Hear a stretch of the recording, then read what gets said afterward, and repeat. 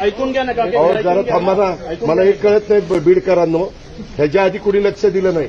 आता पालकमंत्री म्हणून लक्ष देतोय, पैसे आणतोय, जरा मदत करा. लगेच रस्ता करणार, सगळं करायचंय. जादूची कांडी नाही माझ्याकडे, पण परंतु तुम्ही सहकार्य करा, मी सहकार्य करेन.